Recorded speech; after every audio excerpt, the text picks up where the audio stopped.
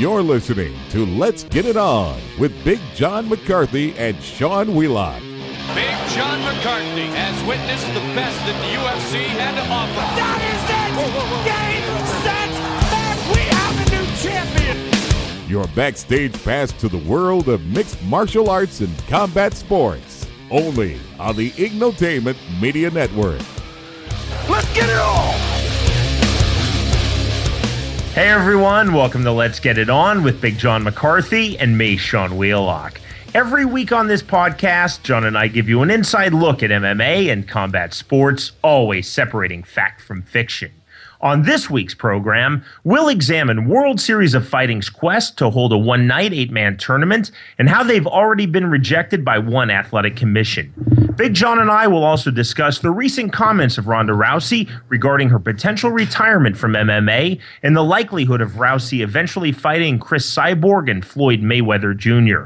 Plus, we'll look at the current weight class of Cyborg, the women's 145-pound division, and the lack of attention currently paid to female featherweights.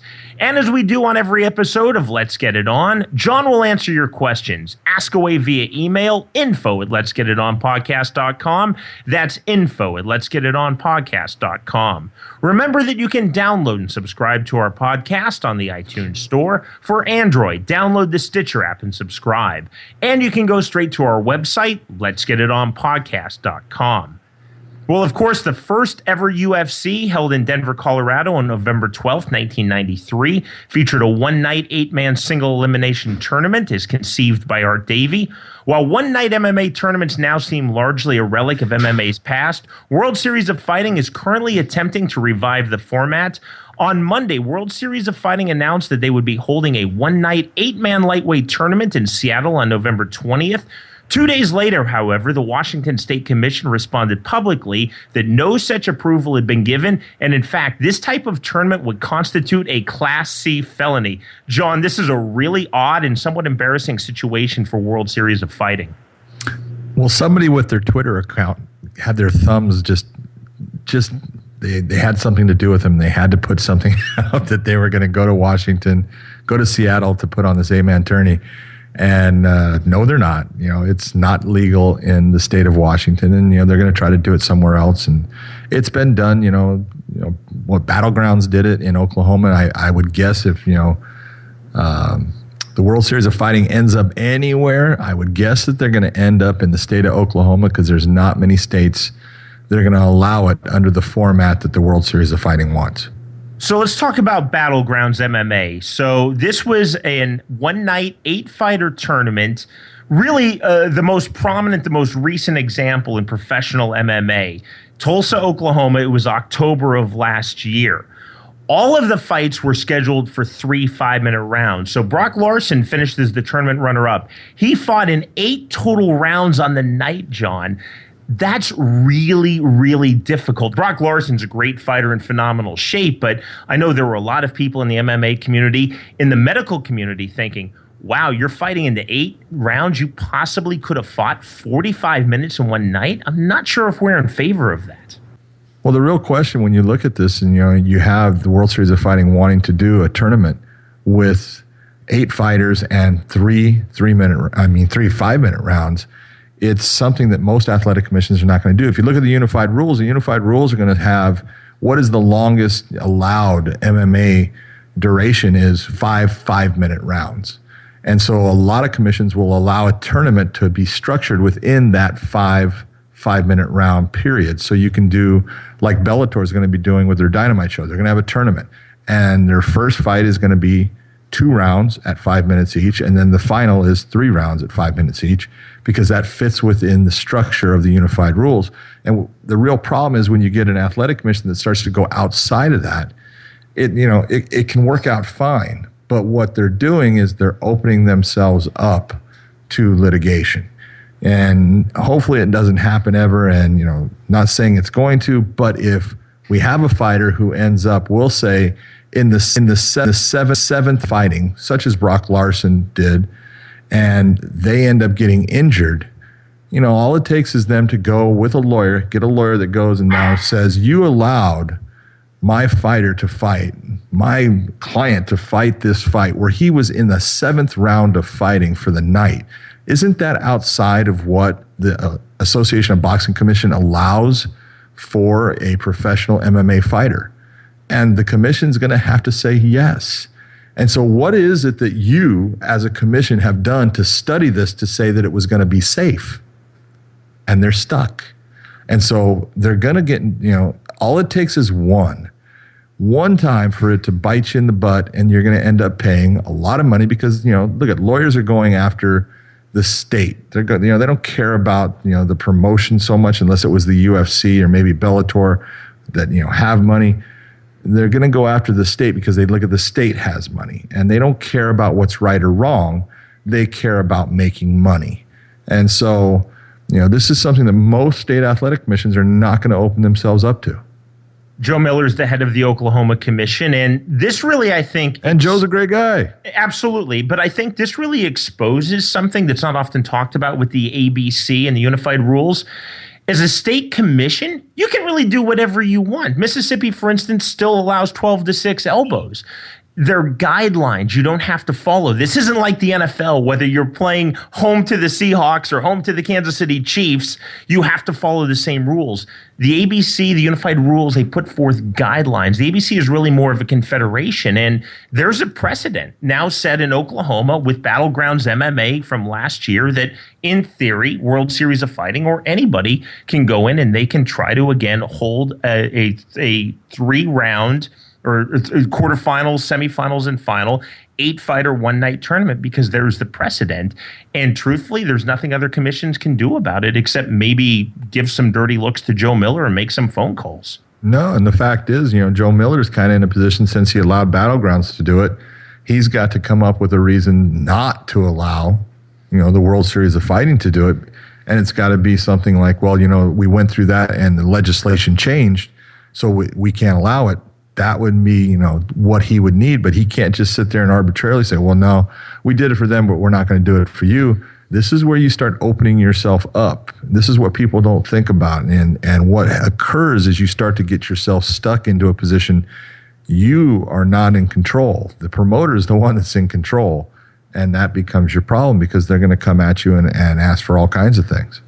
John, your debut as an MMA referee, UFC 2, and it's a little bit lost to history, but that was a 16-man tournament. Now that's because Art Davie was nuts, and he never had a fight in it. I think it's lost to history a bit. I watched that live on pay-per-view. Thanks, my mom also paid that $14.95 as she did for all the early ones, but it opened with the Royce Gracie final opening round fight. The first 3 opening round bouts were non-televised. I think they've since been released on the internet, maybe on home video, but that was the one and only 16-man tournament. Art told me that Royce Gracie came to him and said, "This is just too much for the fighters. My brother can't take this. I don't think this is safe." What was your reaction at the time when you were refereeing that? Did you think, wow, we're going to have some serious health issues on this night? No, I was an idiot, and you can't add. Okay, I like the fact that you think that it was 3 fights went by before Royce Gracie did it. No, go back and take your math. 16 fighters, meaning how many opening round fights do we have? Oh yeah, that's right. There were 8. You're absolutely not 4. right. Yeah, there you go. I'm more of a words guy, not a numbers guy, John. Yeah, that's right. So there were so 7 non-televised bouts. Then they opened up with Royce. That's right, and it's back then, look at we were flying by the seat of our pants. We didn't understand anything. I didn't understand anything back then. I was just stupid enough to say, yeah, I'll do it. And when they asked me to referee, and I can go back, and I've said it before. When I first did the first fight was a guy named Scott Morris, who everyone knows later on because of what happened with Pat Smith, but he fights a guy named Sean Dougherty, a young kid at the time. He was 18. And he comes out 32 seconds later, there's a neck crank, and Sean Dougherty taps out, and I go, all right. And then the next fight is Pat Smith against a guy named Ray Wizard, who I knew well, and Ray was a really good point karate fighter, but he ends up going in there, and Pat locks on a guillotine, and all of a sudden he goes out, and I stop it, and I go, this is easy. This is no problem at all. And from that moment on, my life became a living hell. I had guys with their pants coming down. I had guys getting beat with the corners not throwing the towel like they were, supposed to. And it just became a nightmare. And I realized quickly, oh my God, I'm going to be here and they're going to end up having someone get seriously hurt. And I'm just going to stand here and watch it. I can't do that. So there was a lot of things that we learned from, that tournament. You can see that, they'd never had another 16-man tournament because it was so hard on the fighters. And with it being that hard on fighters, people don't realize, you go back and you look at what went on. 4 fights in one night, that is incredibly hard. Brutal. So, John, I understand what World Series of Fighting is trying to do, reviving the one-night, 8-fighter single elimination tournament. After all, in North American MMA, they're clearly number 3. UFC, then Bellator, then World Series of Fighting. They're trying to stand out. Just like Battlegrounds last year was trying to stand out. If they had just done a normal fight card, we wouldn't be talking about Battlegrounds on this program, but they got the attention of the MMA community. With all of that said, in 2015 now, the fact that our sport is almost 23 years old, it seems to me that it is, like I said at the top of the program, a relic of MMA's past. It's like leather helmets in the NFL. You look and you say, all right, it was right for the time, but it's just unacceptable now. Yeah, it is. It's a thing of the past. But you get promoters looking at it saying, oh, this is awesome. We're going to do this. This is going to be so cool. And the promoter doesn't have to get his ass out there and fight. And so they look at it like, no, this is great. That's when people really, that was, I loved when I saw the tournaments. Good, you didn't have to fight in them. Fighting in the tournament is not an easy thing. It is difficult, and it's way more difficult now because the level of fighters is just way better. So you don't get the guy out there that really doesn't have a whole lot of skill, and so it doesn't take a whole lot out of the skilled fighter to, put him away. It's a different world, and, you got to change and you have to evolve with the world. Now, I can look and tell you, what Bellator is doing with their tournament at this Dynamite show. They have thought it out. Corey Schaefer is basically the guy who handles the regulatory affairs for Bellator. And, he's got, let's just straight out honest, Corey's got his shit together. All right. Yes. He looks at everything. He figures it all out. They know exactly what they're going to do. They know exactly how it's going to work. And that's why Andy Foster with the California State Athletic Commission said, okay, we'll let you do it under these circumstances. And everything was, put out. Everyone knows exactly what's going to happen. They know what's going to happen if you have a fight, the first round fight, and it ends where, because it's only 2 rounds, we could have, fighter A winning the first round and fighter B winning the second. Well, what do we have? On the judges' scorecards, we have a draw. And so that fight is going to go down as a draw. The fighter's record is going to have a draw. It's just that the judges will decide at that point who moves forward. It's just not that anyone lost. It's that we have a draw and someone's going to move forward. So all these little things that people don't think about, all of them have been thought out and it's planned and it's put in place. And so that kind of thing within the structure of what they're doing, it can work. It can be something different. It can be exciting for fans. It can be a little bit exciting for some of the fighters. There's some of the fighters that are really looking forward to fighting on it. They think it's cool that they get to fight, more than once in a night. It happens in glory all the time. And so it's not something that we don't do, but you got to be realistic about how you're going to do it. And you can't put a fighter through more than what they're going to have in, a championship fight in MMA. It's asking too much of them now. Every week here on Let's Get It On, we bring you our poll question. You can cast your vote on our website, letsgetitonpodcast.com. John, your dog is already casting the vote. This week's poll question: are you in favor of one night, 8-fighter single elimination tournaments in MMA? Let us know what you think. Vote yes or no. Let's get it on podcast.com. John, what's your vote? Am I in favor of an 8-man tournament? No, not. It's just not safe for the fighters. And who's seen more than you from the early exactly. UFCs? It can't be that someone can say, well, you don't really know about. No, I know them very well. I did a lot of them. And it's not good for the fighters. And so if it's not good for the fighters, even though it's good for the fans, even though promoters like it, I don't want to see it. I don't want to do it. If you want to say a 4-man tournament, okay, that's pushing it to the limit of where I'll say, all right, someone wants to do that. Okay, I can see it. Let's do it. I don't like the 8-man. It's interesting, John, with Battlegrounds MMA. Again, that one-night 8-fighter tournament, October of last year in Oklahoma, they haven't had another card since. I wonder if you're kidding. It was going to be what was going to make them. Everyone was going to flock to him. This was the greatest idea in the world. And maybe not. And we're still waiting for him. We're still waiting for their next show. And I wonder with World Series of Fighting, if they can pull this off, if they find a state athletic commission who regulates it, whether it's Oklahoma or someplace else, or even outside of the United States and Canada, if this becomes their signature, if they try to identify themselves now as we're the MMA company that has these types of tournaments, this is our new structure, so we're different from everybody else out there. Well, in a way, they're kind of copying, in some ways they're copying, the old UFC, and now they're copying Bellator as far as the tournament structure, because they said whoever wins the tournament gets to fight the winner of, the championship fight. And it's like, you're like Bellator now. So It's like everyone's just stealing ideas from the past. Craziness. John, when I was the Bellator commentator and in the Bjorn Rebney era, what I noticed was a real arc in the tournaments. I joined in season 2, so started in 2010, that spring season. Those early tournaments I thought were phenomenal because guys really poured it on. You basically knew that you were going to have to fight 3 times and win 3 fights in a 12-week span to win the tournament and the $100,000. As it progressed and we got deeper and deeper into Bellator, and we're now getting into seasons 8 and 9, I saw a real shift where instead of guys going all out, people started to fight not to lose, not to get cut, not to get injured, especially the fighters who were veterans who had been in 1 or more tournaments. They knew what happened to their bodies, so they were fighting very safe. So where in seasons 2 and 3 and 4, you saw phenomenal fights in the tournament, I think as you got to the end of that structure, the end of the Bjorn Rebney era, a lot of those tournament fights were very, very dull. There was just no action. I wonder now if we do see an 8-man tournament and regularly, if it's not the same thing writ large, in one night. Instead of, wow, I've got to go all out to fight, I've kind of got to be a hope fighter. Wow, I hope I don't get tired. Yeah, I hope I don't get tired. I hope I don't get tired. If you go all out, guess what's going to happen?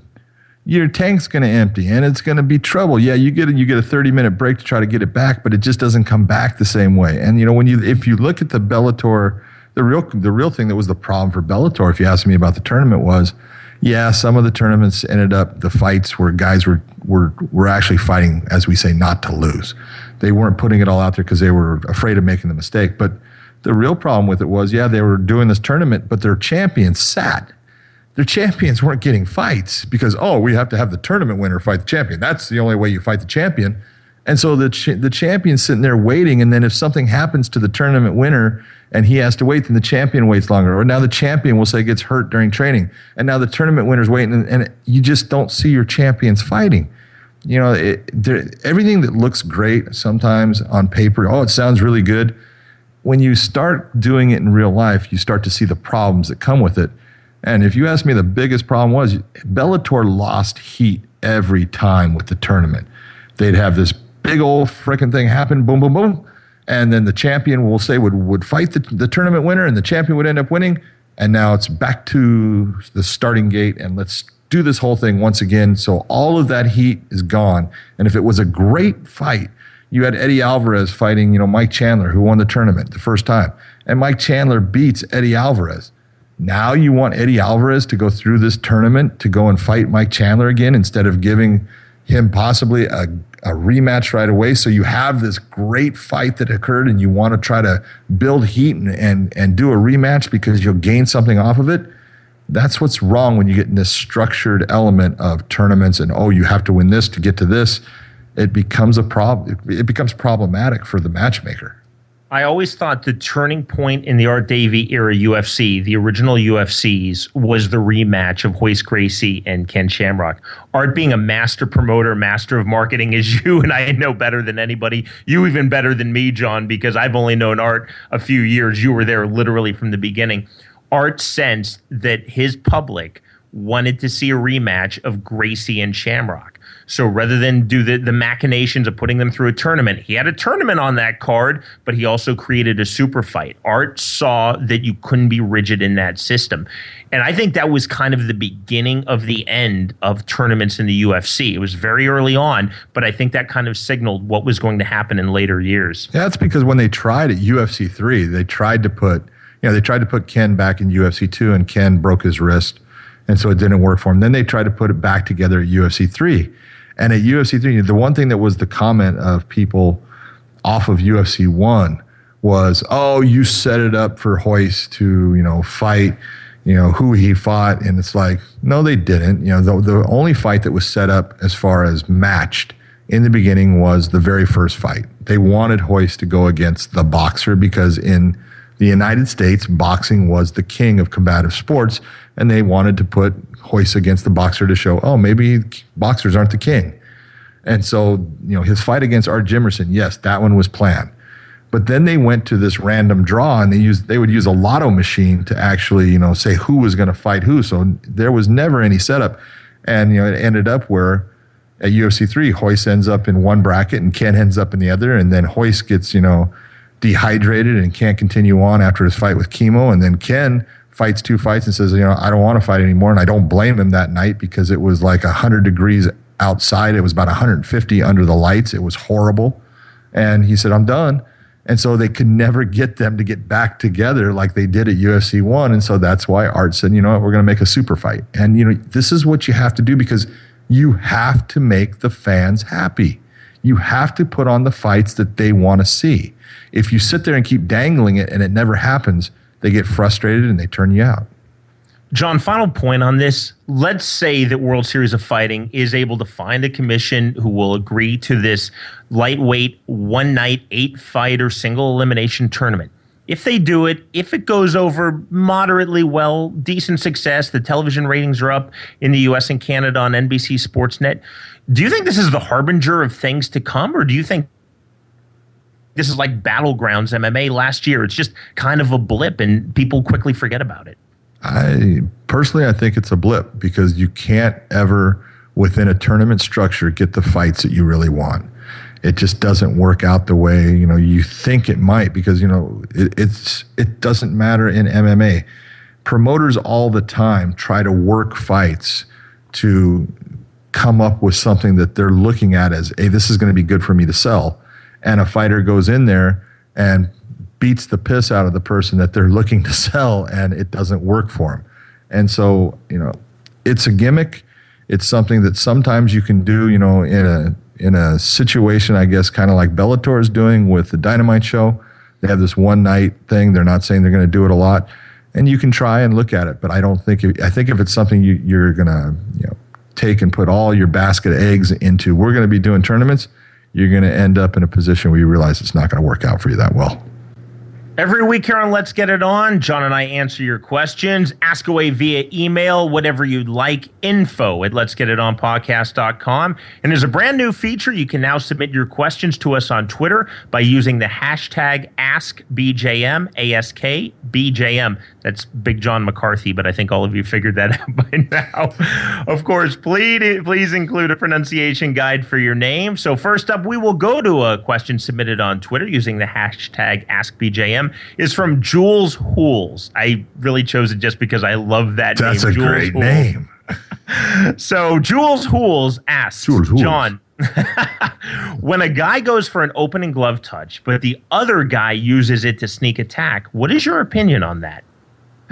What's my opinion?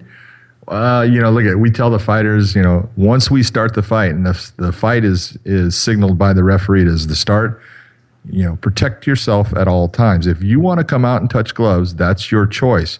But we tell them all the time in the back, tuck your chin. And if your opponent reaches over and cracks you, don't look at me. The fight has been started. It's cheap, but it's legal. And so, I look at it, if, you extend your hand out like you're going to touch hands, then, be the sportsman and, touch hands and then get going. But sometimes guys do it not off of, they see an opening and they're going out to touch hands and they see something and they go real quick and all of a sudden they look bad. It looks like they are cheating. It doesn't, it doesn't work for them usually in the way that they're, the people think that they're trying to do it, and it's just something that you try to stay away from. Then there's always the fighter who treats it like sparring, that after every exchange, he or she wants to touch gloves. And eventually the opponents are like, okay, enough already. It's a nervous tick now. You'll see, you do see it all the time. I've had guys, stop. It's like, yeah, it's a good idea. Just stop. Yeah. It's something, sometimes things become habits, but there's been times when I've had fights. One of my favorite fights of all time was, not a big fight. It was out of The Ultimate Fighter. It was Pete Sell fought Scott Smith. And during the fight, they actually, before the fight, they'd become friends. They lived in the house, together, and then became friends off of the show. And then they were put together to fight. And so they just said, hey, let's go out and put on a hell of a fight. And during it, they're high-fiving each other. They're saying, oh, that was good, man. Nice shot. And they're talking, and they were having a blast. And I love that fight based upon the way they were competing. And I love the end of the fight, what happened. I actually had someone say, oh, Scott was faking an injury. No, he wasn't faking an injury. He got a body shot that about fucking bent him over. And he started going down, and as Pete rushed in, he threw one shot, but he was hurt bad. He was down on the ground just as long as Pete. But I love that fight just because of the way they competed. But it just depends on the fight. Next question comes from Nathan Hendrickson. Both Nathan and his daughter Natalie are extremely loyal listeners. So Nathan asks, on a recent podcast, you talked about wardrobe malfunctions. Big John, you said whatever happens in a fight, even bladder or bowel problems, the referee has to have an answer. For a bladder or bowel problem, what is the answer? Well, it depends on what occurs. I think we know what Nathan's implying. Here's the elimination of bowel and bladder. People ask this crap all the time, and it's like, look at, you need to be reasonable. Okay, if someone ends up, having a bowel problem, crap in their pants, shitting their pants, whatever you want to say, the fight's over. How would you like to wrestle or grapple with someone that has crap coming out of their pants? It's unhealthy. It's unsanitary. It's not part of sport. And if you have lost your ability to control your bowels, you lose. That's just the way it is. So it's not a hard problem. We have had guys that, or girls even that, we'll call it, they sharted. So they've actually, had some type of element come out, but it stays within their shorts and the fight has continued on. But if someone actually has something that is actually coming out and it could be a factor in getting on the ground or on their opponent, the fight's over. And I think a lot of referees listening to this program may have had that situation, or at least worried about that situation, and they're not quite sure. That's one of those things that we can't find in the unified rules.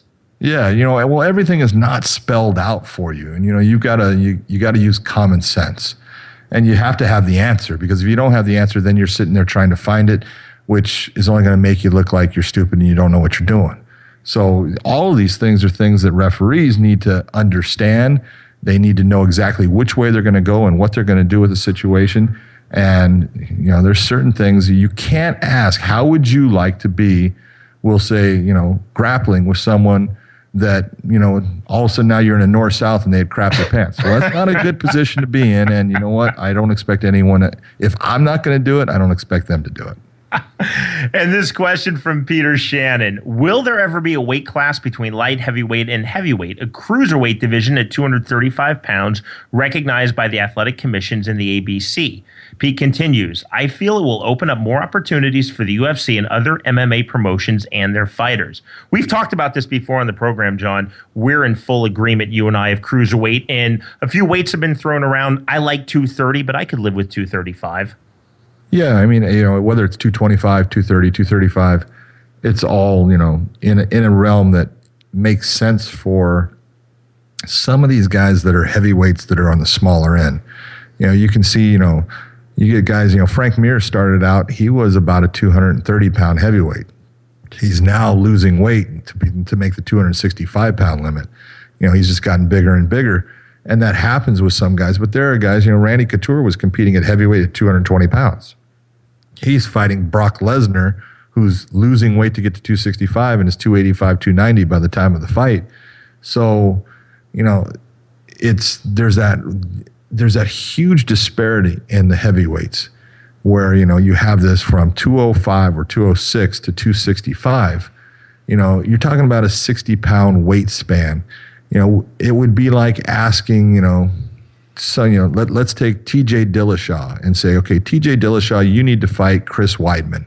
Right. Well, that's a 50-pound difference right there. And everyone would go, are you fucking nuts? But that's what we do with heavyweights because, it doesn't matter at a certain point. No, it matters across the board. It doesn't change just because you're bigger. All right. Weight is weight. Weight causes a lot of, difficulties for fighters. When it's pressed against you, it causes you to burn energy. You have to use strength.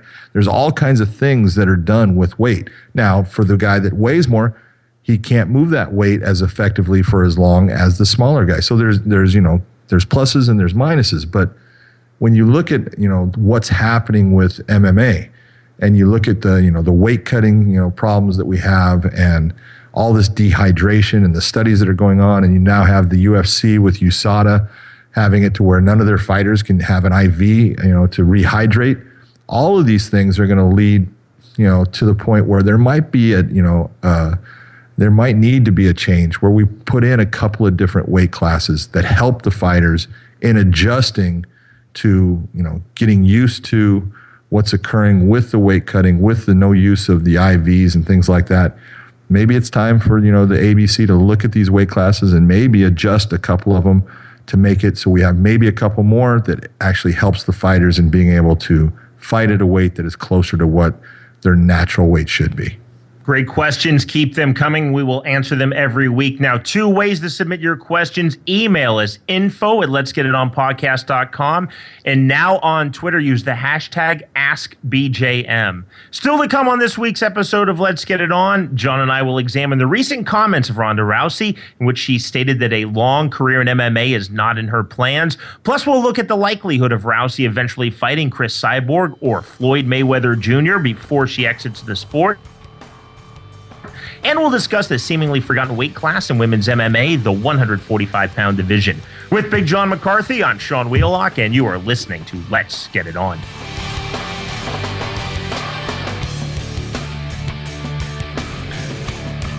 Hey, this is Sean Wheelock.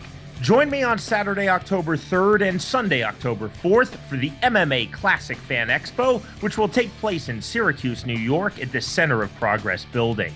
I'll be there to host a screening of the very first UFC with a question and answer session to follow, which will feature UFC creator and founder Art Davie and a first ever reunion of UFC 1 fighters, including Gerard Gordeau and Art Jimerson. Numerous MMA stars past and present will also be in attendance throughout the weekend, including Don Fry, Claudia Gadelha, Mark Coleman, Joe Riggs, Butterbean, Matt Hamill, Carla Esparza, Gary Goodridge, and Felice Herrick. Plus, there will be an MMA celebrity roast of UFC Hall of Famer Dan Severn, as well as live MMA and grappling events. You can get autographs, purchase fight memorabilia and merchandise, and best of all, hang out and take pictures with some of the true greats of mixed martial arts. Tickets are available right now online at themmaclassic.com. Again, that's online at themmaclassic.com. October 3rd and 4th in Syracuse, New York for the MMA Classic Fan Expo. I'll see you there. Hey, this is Sean Wheelock. And this is Big John McCarthy. If you're a fan of our show, then you're going to love the rest of the Ignotainment podcast lineup. Like the Ocho Man behind the 8 Ball and the Whiskey Philosopher with Jeff Cooper. You can find these great podcasts and more at ignotainment.com. Thanks again and enjoy the rest of the program. Let's get it on! When looking for new and exciting clothing concepts, look no further than Lambs to Lions. Lambs to Lions has great designs that incorporates the past from boxing with the new and exciting evolution of MMA. We all start out as lambs, but with time, training, and hard work, we can all become lions. Be part of the Lambs to Lions movement and check out all of their great designs. You can get your Lambs to Lions gear at the Las Vegas Fight Shop or go to lambstolionsbrand.com.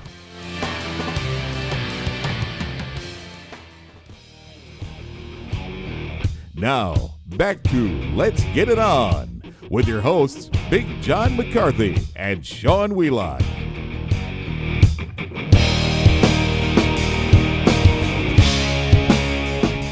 On the August 31st episode of the always excellent podcast, The Joe Rogan Experience, Ronda Rousey said, quote, "I'm not going to be doing this in my 30s. I don't want to be fighting in my 30s. By 30s, I mean like 31, 32. Now, Rousey will turn 29 years old on February 1st, 2016, and at the time of that birthday, she will likely have accumulated 13 pro MMA fights. So, John, do you think that Rousey is actually contemplating retirement, or do you think maybe it's just one of those funks that people sometimes find themselves in where they think, maybe I want something different in my life? A little bit different. You know what? I think as with anything and anybody, all of this can get to you after a while, and all the negativity that, Ronda receives, over certain things. People could tell, 1,000 people can tell, her how wonderful she is and how great she is. And it takes one to sit there and say, "You suck. I can't wait till you're gone. You do this. I don't like this. You're not fighting this." And that's the one that, they hang on to. That's the one that they listen to.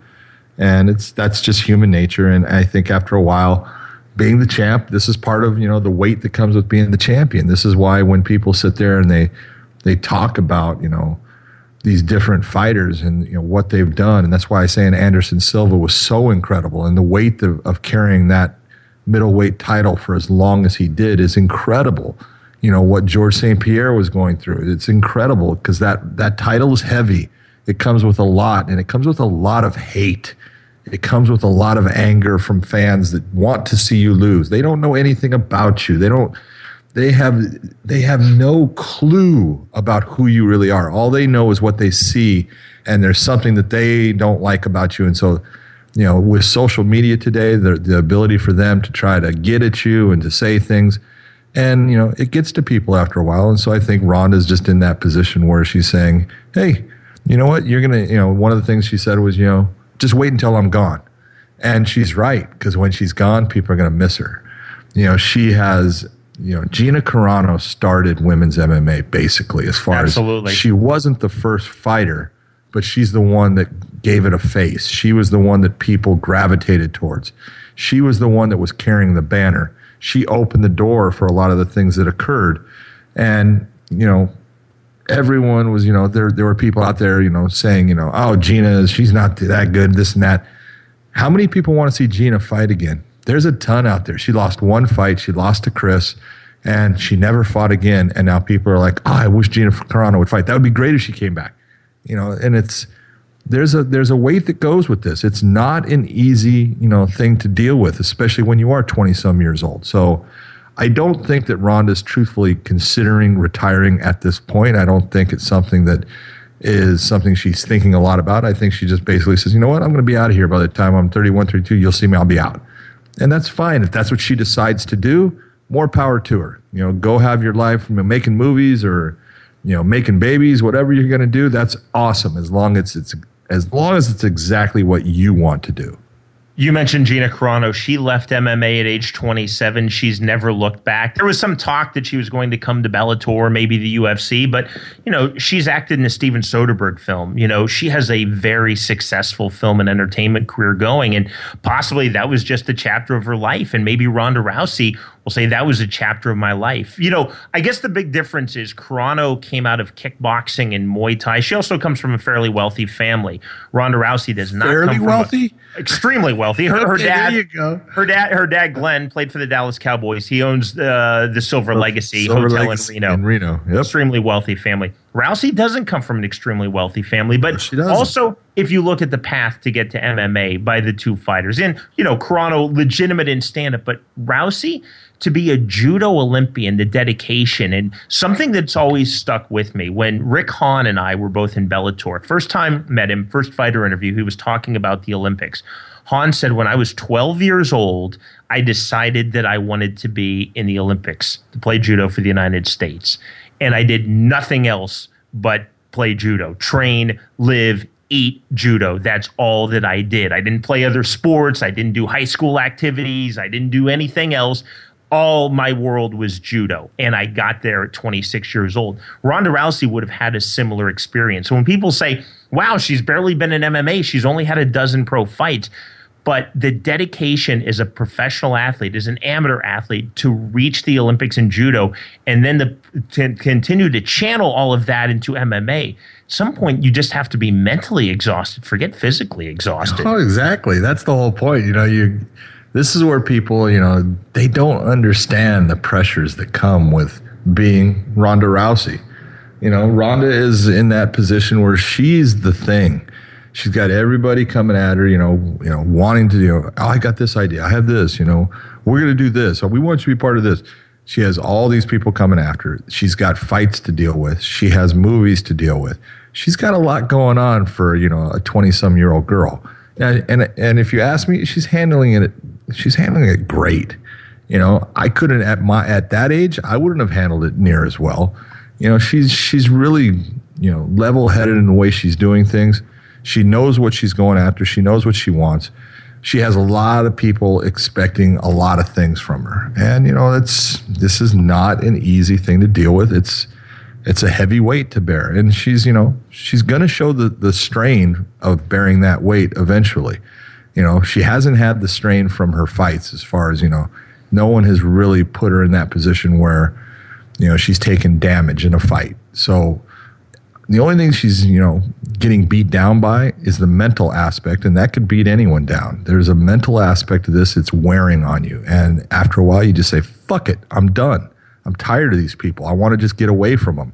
And that's, that might be what she does. She might just get away for a while and then decide she'll come back. That's her choice. That's what's awesome about freedom of choice. Or it might be like Bernard Hopkins, who said, I'm not going to fight when I'm 40. I promised my mom that I won't fight when I'm 40. No, I'm going to fight when I'm 60. And then he said, well, by 40, I meant in my 40s, so 40 doesn't count. And Bernard Hopkins is now making Archie 50. Moore's career look short by comparison. Just about. I mean, you look at it, it's crazy, But this is a guy at 50 years of age, how to deal with all this. You've lived a life. It's hard to explain to anyone, dude, I don't like being old. All right. I'm getting, I'm 50, almost 53 years of age now. And now what I know now compared to what I knew in the past, oh my God. I tell people all the time, if I could go back to being 25 and, have the body that I had then and the abilities that I had back then and do things all over again, if I could have my brain, absolutely I'd do it. But if I had to have the brain that I had when I was 25, screw that. I'm not going back to being that idiot. So it's, so at 50 years of age, you can understand, Bernard being able to handle it, all the different things. And, it's a different, state of life that he's in than someone like a Ronda Rousey's in with, her age, what she's dealing with, all the things she's dealing with, and the amount of social media that's out there with her name on it now. It's crazy. And what people expect are just, it's nuts. I get all these Twitter people, saying, Ronda's ducking Chris and stuff like that. And it's like, get a clue, all right?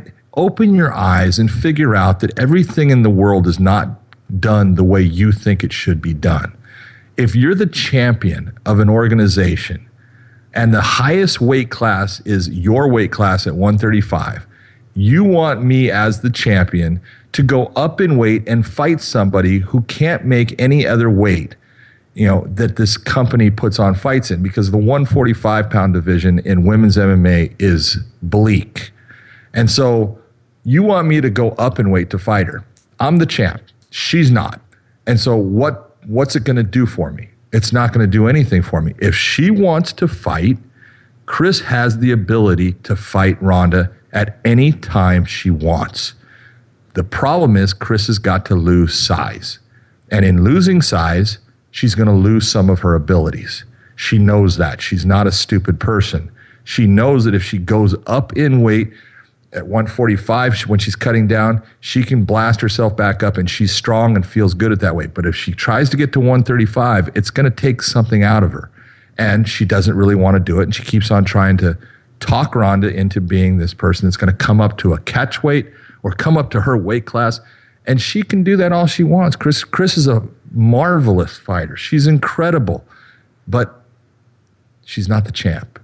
And challengers don't tell champs what to do. Champions tell the challenger, you want, I'll come up. Or, you know what? I don't want to. I want you to come down.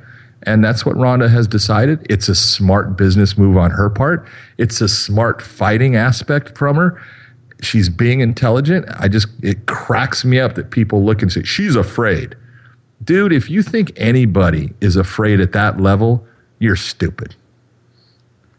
At least when it comes to fighting. They may not like spiders.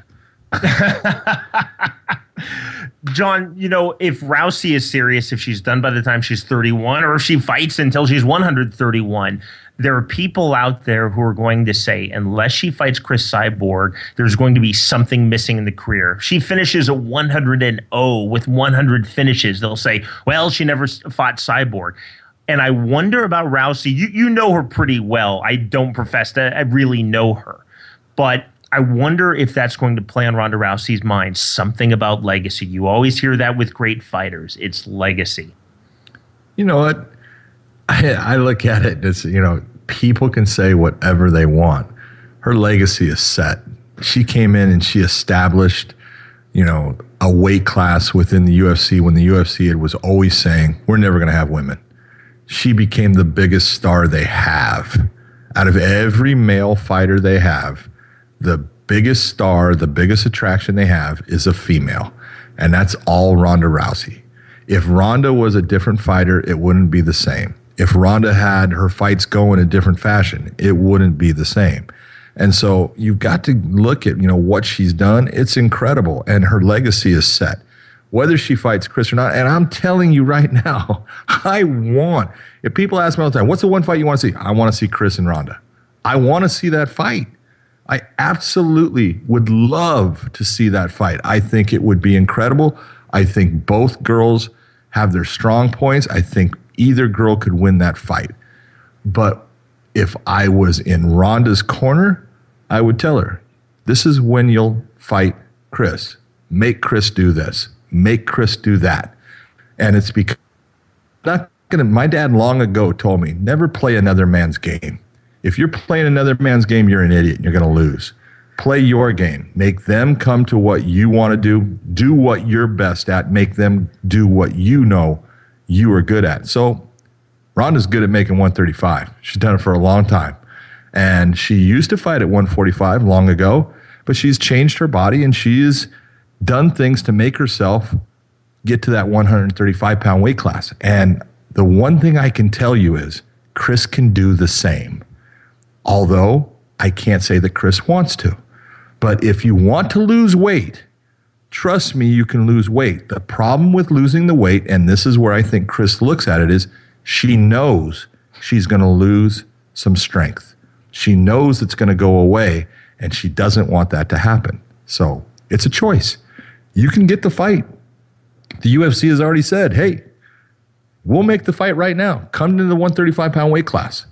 And it's yours. It's there for the taking. So there's only one person that's keeping this fight from happening. It's not Ronda. It's Chris. Chris has got to make that weight. John, our mantra, of course, here on Let's Get It On is we separate fact from fiction. All right, so that's the fact part with Cyborg. Let's get to the fiction part. All of this talk about Ronda Rousey versus Floyd Mayweather Jr., I think that's kind of shows the sad state of professional boxing when people are saying the most attractive fight in boxing is Floyd Mayweather Jr. in MMA versus Ronda Rousey. It's kind of pathetic. And it's pathetic for boxing, not for MMA. Well, I think the whole reason that people are grabbing onto it is they look at it, oh, this is something that Floyd could lose at. We want to put him in something where there's a chance he's going to lose. And, if it was an MMA fight, if it happened right now, I guarantee he's going to lose. He's going to get armbarred in 30 seconds. Not a doubt about it. It's going to look like Hoyson Jimerson from UFC 1. Well, it might even look worse than that. It's a matter of, if you took Floyd and, you gave Floyd, a year, even 6 months, give me 6 months with Floyd. At least, I can teach him, all right, we're going to learn how to sprawl. We're going to learn how to defend. We're going to learn how to use a clinch. We're gonna all these things that are just not part of his game. He's not gonna be hitting mitts at all. That's not the problem. That's never, that's gonna be there for him. But The ground is going to be his problem, and we're going to work at how to stay away from the ground. And if we hit the ground, what we need to do to get ourselves up and up now. And you could do that with Floyd, and in 6 months, he'd have a decent chance of beating her. At this moment in time, with what he knows, he's going to get smoked. And, but the whole point is, it's a stupid concept. We're not going to put a man against a woman in this type of fighting realm. It's not going to happen. Who would sanction it? You would have to go. Nobody. You would have to go to a foreign country with a fairly soft government to even consider something like this. Fairly soft. I'm being politically correct. Yeah. Okay. It's not look at. Have there been female versus male fights? Yes. Yeah. There has.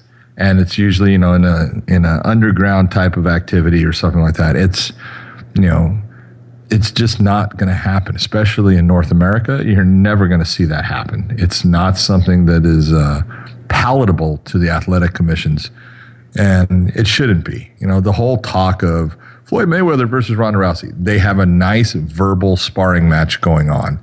Ronda winning the ESPY award as the best fighter is, she did a great job in what, she said. And then, Floyd comes back, and then she comes back, and he comes back with, you talk to me when you make $300 million. She says, well, I make more money per second than you do. And she's right. So you look and you go, it's talk. It's banter. Who cares? They're not going to fight. It's never going to happen.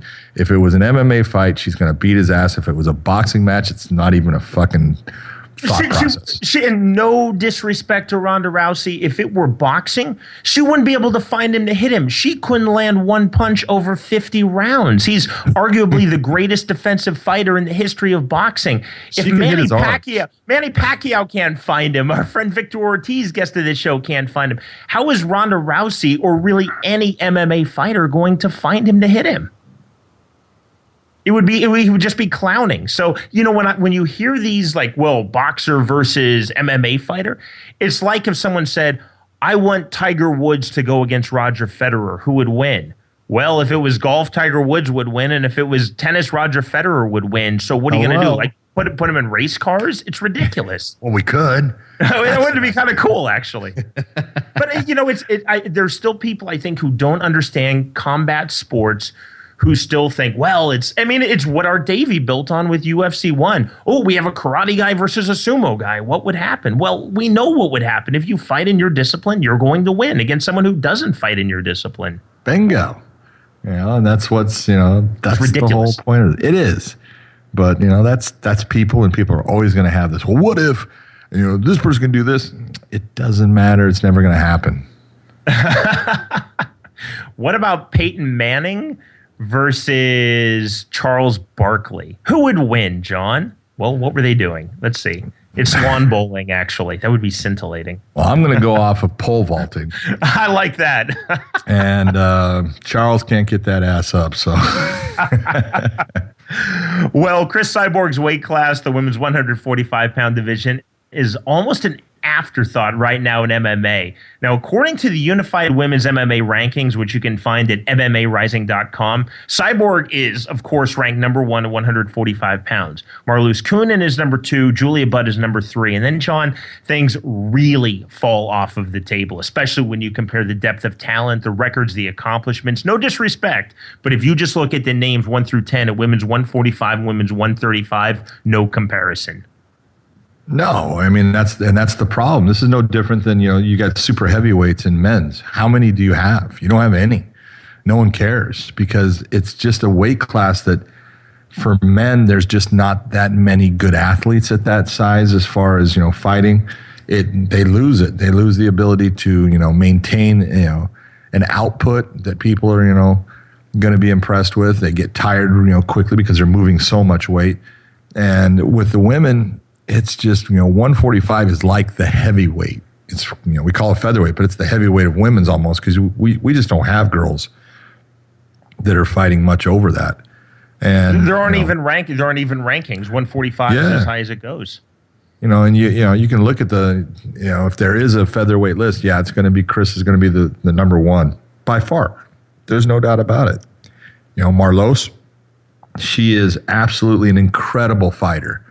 She's fighting out of Bellator. I love watching Marloes, fight. She's got incredible skill. She's tough as hell, but she's lost twice to Chris, and she's not going to beat Chris. She took Chris into the late rounds, but she was losing every round. And Julia Budd is Julia's just a animal when it comes to physique and athletic ability. But when it comes to fighting, let's take a look at Julia has fought. She's fought Ronda. She got armbarred how fast? Okay, and she's a 145-pound fighter, and she got beat by Ronda in less than a minute, and she's number 3, but she's just not that impressive, comparatively to some of the other girl fighters that are out there at different weight classes. And you look at the number 3s in the bantamweights or the straw weights, there's some real fighters, and not that Julia's not a real fighter, it's just that she doesn't stand a chance of going against Chris. I'm just being honest. Her fighting ability, Chris is going to beat her, and it's not something that people want to see. And then you get below her, it goes even farther. You got the Megan Andersons who's fighting in Invicta, and Charmaine Tweed who fought Chris and lost within 40 seconds or so. John, I have the rankings in front of me. I pulled them off of MMARising.com. So Annalisa Bucci, the Italian, is number 4. She has a record of 7-4. She fought in Bellator last year. Coonan really took control of her, submitted her in round 3. Charmaine Tweet, ranked number 10. Her record, 6-5 in pro MMA. Yeah. Look at the women's 135. Alexis Davis is number 4. Number 10, Holly Holm. Liz Carmouche, Betch Correia aren't even ranked. That right there is the illustration of the difference. Yeah, it's just a huge difference. And this is the problem with, I feel sorry for Chris, in the fact that Chris is a big girl. She is a big girl. And, to say anything different, you can't. She's muscular, she's an incredible athlete, but she has to make a choice. Unless the UFC decides to, add a featherweight division, which I don't see them doing because there's just not the depth in that weight class for them to actually have, a true, representation of a good fighting class. It's the problem for them, and so they're just not going to have that featherweight division. So she's got a choice to make. She can fight for Invicta, which is a great organization. I love Invicta. I love the fights they put on. She can be the Invicta champion. I don't see anybody that's going to beat her.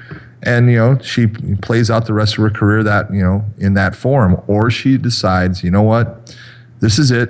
Starting today, I'm going to start looking at everything that I'm eating. I'm only going to eat, natural foods. I'm going to, lower my calorie intake. I am going to output as far as I'm going to start running more. I can still lift weights. I'm just going to do it in a fashion where I'm not doing it for so much how much I'm lifting. I'm going to do it for repetition, and I'm going to start cutting myself down in weight. And she can do it. Look, it's as simple as, look at actors. 50 Cent. He went from being a 250-pound guy to doing a movie at 180-some pounds. All right? He looked all drawn out and everything, but you can do it. Tom Hanks lost, The Castaway, whatever movie that was that he did. Look at all the weight he lost. Okay, you can do it. It's do you want to do it? That's the question. I'm not saying that she wants to, and I'm not saying that in the end that it's not going to affect her possibly in her fighting ability and performance based upon she will not be as strong. She may not hit quite as hard, but her strength and her punching power are not going to go away completely. She hits harder than any girl I've seen in MMA. And she's strong as strong can be for a woman. Will she be able at that same strength? No, she's not. But this is the choice you have. Either, stay where you're at and keep doing what you're doing, or get up and say, now's the time, and I'm going to put in the effort, and I'm going to fight this girl because I want to shut her up. I want to show her that I'm the best. That's what I expect to see out of Chris. And we were talking about legacy with Ronda Rousey. It's two-way traffic there because legacy was Cyborg. You don't want to be that fighter. Oh, you were phenomenal, but who did you fight? Who were your opponent? And that's the truth. If you look at Chris, Chris's, opponents, when you look at the quality of opponents she's had, she fought Shayna Baszler when Shayna was a good fighter, but still, is Shayna, in Ronda Rousey's category? No. She fought Gina Carano. Is Gina in Ronda's category? No. She fought Marloche twice, and that's the best fighter she has competed against, and she beat Marloche twice. Submitted her twice. It was impressive. She didn't submit her twice. I did the second fight, and I got her out. I'm sorry, of the fight. TKO'd. I beg your pardon. Yeah, TKO'd twice. Right. Yep. And so, that's an impressive win, but it's no more impressive than what, Ronda has done, because you can take a look at Miesha Tate, and Miesha Tate has beaten Marloche Cohen. I did a fight between Marloche and Miesha in Strikeforce. That's how Miesha became the bantamweight champion of the Strikeforce, promotion, when she beat Marloche. And then who took her title? Oh, it was a girl named Ronda Rousey. And so you look and you go, hey, this all matches up where you can look and say, hey, you know what? Yes, Chris and Ronda are the ones that everyone want to see fight. Those are the kingpins of these different weight divisions. But the problem with the weight divisions is one of them's got a lot of talent. One of them has not that much talent in it now, and it's not going to change, and no promotion's going to end up putting it out there, at least, not the promotion that she's going to have to fight in, which is the UFC, because that's where Ronda's at. So you got a choice. Look at, it's as simple as, I can make it. Lose the weight, make the weight class, and go do the fight. There you go. And, John, it's not just legacy. Let's be honest, it's money. If Rousey versus Cyborg happens, clearly it's going to be in the UFC. Cyborg will either be loaned from Invicta or sign a UFC contract. She's already signed a UFC contract. Right, that's right. From Invicta, so she will go because the two organizations have a great relationship with fighters going over to the UFC from Invicta. There's going to be an enormous pay-per-view audience. I would say right now that would smash all UFC and all MMA pay-per-view records in North America. The money would be enormous, because if Cyborg fights Gabby Holloway or Arlene Blenko, is there going to be big money on that? Absolutely not. No, and that's it. Look at why do we fight? Well, we do fight for pride. We fight for our honor. We fight because we want to prove ourselves. We fight for the competition, but we fight for money. Let's be honest. It's when you get especially to this level, they're fighting because they're getting paid. And Chris would make more money in this one fight than she has made in all of her fights put together. And man, isn't that what you're there for? To make enough money so if you want to walk away, if you win, you can stay as the champion. You can walk away as a champion, whatever you want. It's there for you, because, if she wins, obviously there's going to be people who are going to want to watch or a rematch. If she loses, obviously there's going to be people that probably want to see a rematch. And so she can make a ton of money off of just this one, with this one adversary in Ronda Rousey. It's just that she has to get it, she needs to stop listening to certain people say you can't make that weight. That's a lie. Okay. When I went in the police academy, I was 295 pounds when I was hired or going to make it. And I got myself down to 220 because I knew I wasn't going to be able to run hills at 295 pounds. So diet and exercise, keep running. And pounds will come off. Yeah. Muscle comes off too. No doubt I lost a ton of muscle, but you can do this if it's what you want to do. John, final point on this. What do you think is the likelihood that we'll see Rousey versus Cyborg in the UFC in the next 12 months? In the next 12 months, I honestly think you're going to see it in the year of 2016. I do think you're going to see it. So it's close to the next 12 months. I say within the year of 2016, Ronda Rousey and Chris Cyborg will be matched up, and there will be a fight between them. I'm fully agreed with you. I think that's the fight. And do you agree with me that it will shatter all the pay-per-view records? Yes, there is no doubt that will be the biggest pay-per-view the UFC has ever had. There's too many crossover fans that love Ronda Rousey, that want to see her fight, that want to see this, and there's too many hardcores that want to see Chris against her. I think it's going to break every record they have. We are back with you next week for an all-new episode of Let's Get It On, first available on Friday. Download and subscribe to our podcast on the iTunes Store. For Android, download the Stitcher app and subscribe. And you can go straight to our website, letsgetitonpodcast.com. You can also find us on social media, facebook.com/letsgetitonpodcast, and on Twitter, @PodcastMMA for this show, and for us personally, @JohnMcCarthyMMA and @Sean Wheelock. To ask us a question, make a comment, or inquire about becoming a sponsor of Let's Get It On, email us at info@letsgetitonpodcast.com. That's info@letsgetitonpodcast.com. For John McCarthy, our always outstanding producer Chris Lakin, and our entire crew, I'm Sean Wheelock. Thanks for listening, everyone. This has been a presentation of Ignotainment Media Network, online at ignotainment.com. Let's Get It On with Big John McCarthy and Sean Wheelock, only on the Ignotainment Media Network. Don't forget to leave a rating and review in the comments section of the iTunes Podcast Store. If you have questions, comments, or are interested in sponsoring the show, contact us at info@letsgetitonpodcast.com, or check out our additional lineup of podcasts, including Ocho Man, Behind the Eight Ball, The Whiskey Philosopher, and Youth Baseball Talk at ignotainment.com.